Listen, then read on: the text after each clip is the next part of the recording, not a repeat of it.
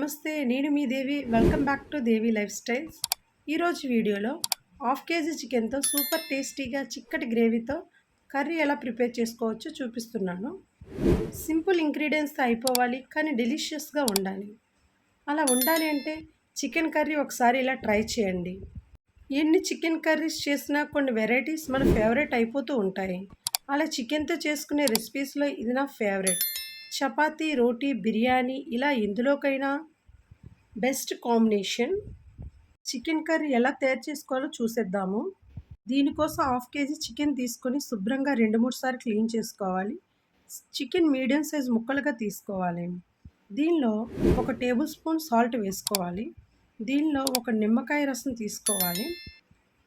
దీనిలో 1/2 table spoon పసుపు పొడి వేసుకోవాలి. 1 టేబుల్ స్పూన్ అల్లం వెల్లుల్లి పేస్ట్ యాడ్ చేసుకోవాలి. 1 table spoon chilli powder add చేసుకోవాలి. ఈ మొత్తం చికెన్కు బాగా పట్టేలా కలుపుకోవాలి. కలిపేటప్పుడు చికెన్ విరిగిపోకుండా చూసుకొని కలుపుకోవాలి.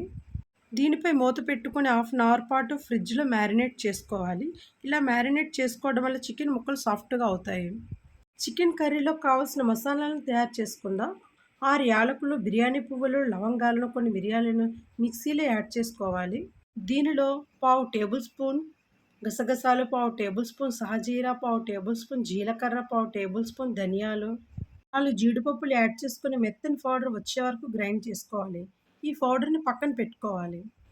ఒక కడాయి తీసుకుని 5 టేబుల్ స్పూన్ ఆయిల్ వేసుకుని వేడి చేసుకోవాలి. ఆయిల్ బాగా వేడయ్యాక దీనిలో 2 పెద్ద సైజు ఉల్లిపాయలను సన్నగా కట్ చేసుకొని వేసుకోవాలి. దీనిపై మూత పెట్టుకొని ఉల్లిపాయలు గోల్డెన్ కలర్లో వచ్చేంత వరకు మగ్గించుకోవాలి.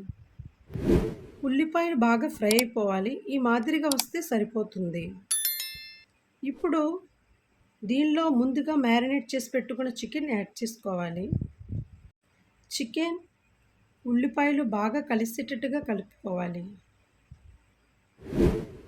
చికెన్లో వాటర్ మొత్తం ఇంకిపోయేంత వరకు మూత పెట్టి మంటను లో ఫ్లేమ్లో పెట్టి మగ్గించుకోవాలి. చూసారు కదా, చికెన్ నుండి ఆయిల్ బయటకు వచ్చేంత వరకు మగ్గించుకోవాలి.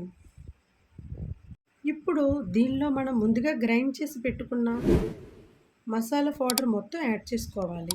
మసాలా పౌడర్ ఎక్కువ ఇష్టం లేనివారు 1 table spoon masala powder add చేసుకుంటే సరిపోతుంది. మసాలా మొత్తం కలిసేటట్టుగా చికెన్ ముక్కలను బాగా కలుపుకోవాలి. ఇలా కలుపుకున్నాక దీనిలో 1 టేబుల్ స్పూన్ చిల్లీ పౌడర్ వేసుకొని మొత్తం కలిసేటట్టుగా కలుపుకోవాలి.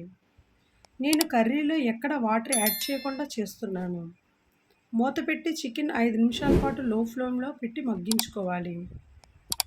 ఇప్పుడు దీనిలో కరివేపాకు యాడ్ చేసుకోవాలి. కరివేపాకు చివరిగా యాడ్ చేయడం వల్ల స్మెల్ మనకు క్లియర్గా తెలుస్తుంది. దీనిలో 6 పచ్చిమిర్చి చీలికలుగా కట్ చేసుకొని యాడ్ చేసుకోవాలి. దీనిలో 2 టమాటాలు మెత్తగా పేస్ట్ చేసుకొని యాడ్ చేసుకోవాలి. మొత్తం కలిసేటట్టుగా చికెన్ బాగా కలుపుకోవాలి. టమోటా పేస్ట్ బాగా మగ్గే వరకు 5 నిమిషాల పాటు లో ఫ్లేమ్లో కుక్ చేసుకోవాలి. ఇలా చికెన్ నుండి ఆయిల్ సపరేట్ అయ్యాక ఆఖరుగా కొత్తిమీర యాడ్ చేసుకుని బాగా కలుపుకోవాలి. ఆల్మోస్ట్ మన కర్రీ అయితే ప్రిపేర్ అయిపోయింది. చూడండి, చికెన్ ముక్కలు అయితే బాగా కుక్ అయిపోయాయి. దీనిపై మూత పెట్టి 1 నిమిషం పాటు మగ్గించుకోవాలి. అంతేనండి, మన చికెన్ మసాలా కర్రీ అయితే రెడీ అయిపోయింది. మీరు ఒకసారి ట్రై చేసి కర్రీ ఎలా వచ్చిందనేది కామెంట్ సెక్షన్లో కామెంట్ చేయండి. ఈ కర్రీ రైస్లోకైనా, పుల్కాలోకైనా, చపాతీలోకైనా చాలా బాగుంటుంది. ఎవరైనా నా ఛానల్ మొదటిసారి చూస్తున్నట్లయితే ప్లీజ్ సబ్స్క్రైబ్ అండి.